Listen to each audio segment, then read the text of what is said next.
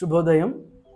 క్రీస్తు యేసునందు ప్రియమైన దేవుని బిడ్డలారా, మన రక్షకుడైన యేసుక్రీస్తు యొక్క శుభప్రదమైన నిరీక్షణ నామంలో మీ అందరికీ ఉదయకాల శుభాలు తెలియజేస్తున్నాను. మన TLC అనుదిన ఆహారంలో సామెతల గ్రంథం 6వ అధ్యాయం 22వ వచనాన్ని మన జ్ఞాపకం చేసుకున్నాం.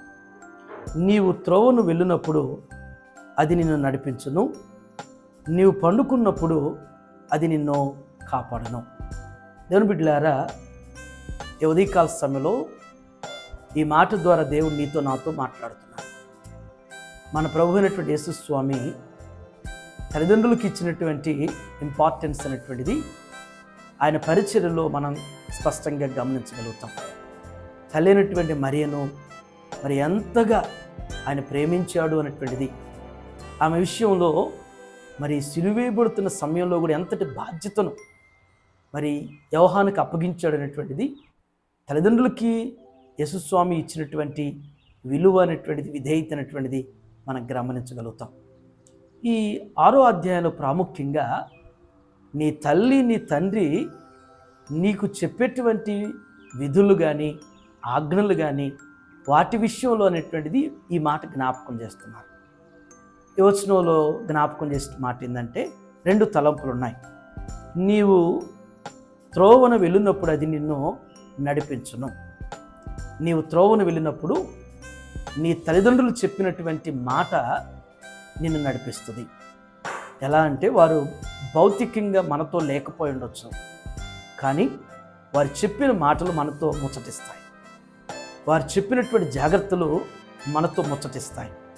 మనం ఏ విధంగా నడవాలో, మనం వెళ్ళేటువంటి త్రోవలో ఏ విధంగా మనం జాగ్రత్తలు తీసుకోవాలో, ఏ విధంగా మన త్రోవ మనం ముందుకి సాగాలో అనేటువంటిది తల్లిదండ్రులు మనకు చెప్పేటువంటి మాటల ద్వారా వారి యొక్క మరి జాగ్రత్తలు అనేటువంటివి మన జీవితంలో తీసుకోగలుగుతాం. కాబట్టి అవి మనల్ని నడిపించగలుగుతాయి.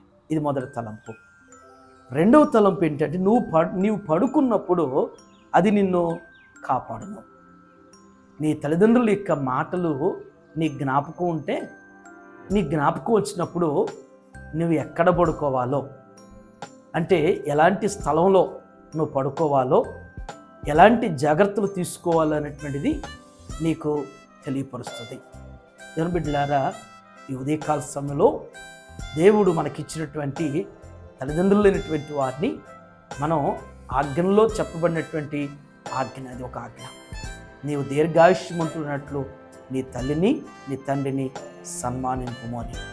ఈ రోజున నీ తల్లిదండ్రులని ఒకవేళ మనం పెడచెవి పెట్టినటువంటి వారిగా, తల్లిదండ్రుల మాట లెక్క చేయని వారిగా, తల్లిదండ్రులకి క్షోభం తెచ్చేటువంటి కుమారుడుగా కుమార్తెగా ఉంటే ఏ విధంగా నడిపించబడతావు, ఏ విధంగా మనం కాపాడబడతాం అనేటువంటిది చిన్ని వ్యక్తిగత స్వపరీక్ష.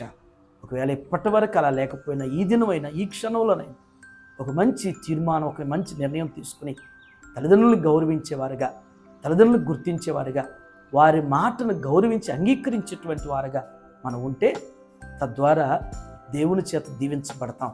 తద్వారా దీర్ఘాయుష్మంతులుగా భూమి మీద వర్ధిల్లేటువంటి కృప దేవుడు మనకిస్తాడు. అట్టిగా దేవుడు మనలందరినీ కూడా ఈ మాటల చేత ఉదయకాలం స్థిరపరచునుగాక. రేపటి దినం మన సంఘ సభ్యులు మరి సుధాకర్ బాబు గారు, పద్మ వారు వివాహ వార్షికోత్సవాన్ని జరుపుకోబోతున్నారు. వారికి వివాహ వార్షికోత్సవ శుభాకాంక్షలు ఇన్ అడ్వాన్స్ తెలియజేస్తున్నాను. 128వ సంకీర్తన వారి జీవితంలో దేవుడు స్థిరపరిచి నెరవేర్చునుగాక. అలాగే మన సంఘ సభ్యులు సుధాకర్ గారు, సబిత వారి యొక్క కుమారుడు స్వరీత్, తనకి జన్మదిన శుభాకాంక్షలు ఇన్ అడ్వాన్స్ తెలియజేస్తున్నాను. ఆ బిడ్డ కూడా 65 సంకీర్తన 11 ప్రకారం దేవుడు అనుగ్రహించేటువంటి సంవత్సరం అనేటువంటి దయా కిరీటం కింద మరి స్వరీత్ యొక్క జీవితం వర్ధిల్లునుగాక. ఎందుకు నన్నింతగా నీవు ప్రేమించితివో దేవా, ఎందుకు నన్నింతగా నీవు ప్రేమించితివో దేవా. చిన్న ప్రార్థన చేసుకుందాం. దయగల మా తండ్రి, కృపగల నాయన, మీకు వందనాలు ప్రభా. తల్లిదండ్రుల యొక్క విలువైనటువంటిది దేవా మేము గుర్తెరుగుటకు గ్రహించుటకు నాయన, వారి ఆజ్ఞలు, వారి యొక్క చెప్పేటువంటి మాటలు ఏ విధంగా మేము గ్రహించాలో, గుర్తించాలో, గౌరవించాలనేటువంటిది ఈ ఉదయం మాకు తెలియపరిచిన దాన్ని బట్టి నీకు వందనాలు. మేము భూమి మీద దీర్ఘాయుష్మంతులం కావటానికి నాయన, నీ తల్లిదండ్రులకి నువ్వు లోబడిని వారిని గౌరవించమని జ్ఞాపకం చేసినట్లుగా నా తండ్రి దేవా, మేము ఆ విధంగా జీవించినప్పుడు వారి మాటలు మమ్మల్ని నడిపించగలుగుతాయి, వారి మాటలు మమ్మల్ని కాపాడతాయనేటువంటిది జ్ఞాపకం చేశారు. ఆ రీతిగా నా తండ్రి మాకు ఇవ్వబడినటువంటి నాయన తల్లిదండ్రులు మేము గుర్తెరిగి జీవించుటకు మీ కృప దయచేయండి.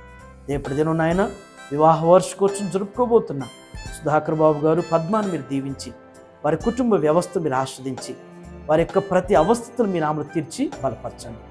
దేవా, వారి జన్మదినం జరుపుకున్నటువంటి అయా స్వరీతిని కూడా జ్ఞాపకం చేసుకోండి.